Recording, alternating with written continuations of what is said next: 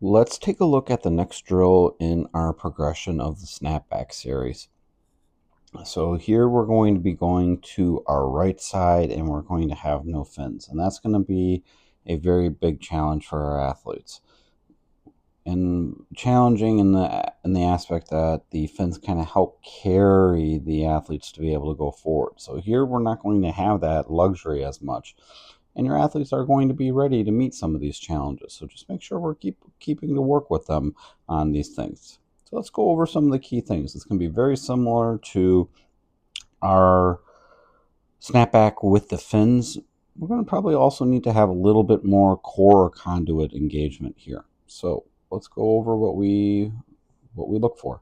Here, kick, we want to keep that up at the surface. We absolutely look for white water, boiling water, thunder kick. All those things kind of mean the same thing as we're performing the kick. We look for everything to be just up here at the surface, and this is a great indicator here. We've got a nice strong kick. We also look again just kind of for this natural bend in the knee. That way when you're kicking, we're not going to be kicking either too high up or too far in. When we just have a lot of knee movement, it's not going to mean that we're going to feel like we're going fast, but in actuality, we don't really move that fast. So here we're doing a great job of that, giving us a great indication that we have a strong kick here coming from the hip. Those legs are nice and long. We saw a variation of this with the fins on both the right side and left side. We have a tendency to kick up a little too high. This is what we look for. So this is a much better example of what we want to see. All right. Our athlete here is going to take a breath. The hips and shoulders open. This is going to be just a slight opening for our athlete just because of where they are in their development. And then as they take a breath, look at that head positioning. That's exactly what we want to see. The crown of the head is very, very low. We'll be able to see the goggle line a little bit more on the other side. Now, a thing that we do want to watch here is that lead hand. That lead hand can drift a little bit, as we saw in one of our earlier progression videos. Younger athletes, when you return your head to be back in the water, we want that line of the water to stay here right along kind of the crown of the head. Older athletes, just like this one, you see how that head's returned in a little bit deeper. We're okay with this, and this is what happens is we create a little bit of a bow wave here on the back of the neck, the upper back here as we're moving through the water. We're okay with this. Another thing we want you guys to watch for is going to be the hand here. This lead arm can drift a little bit in and out. So that's something we just want to make sure that we're watching, that we're not excessively doing that. A slight movement is going to be okay. And then just keep repeating this drill. Keep that head nice and low. And then just as the drill name is, you got to snap that head back into the water quickly. We don't want to be able to do a lot of excessive long breathing as we're performing this drill. So our athlete's doing a great job here with this drill. Let's transition here shortly to go underwater, and we're just going to kind of take a look at the legs. So a lot of turbulence here because we have to kick hard.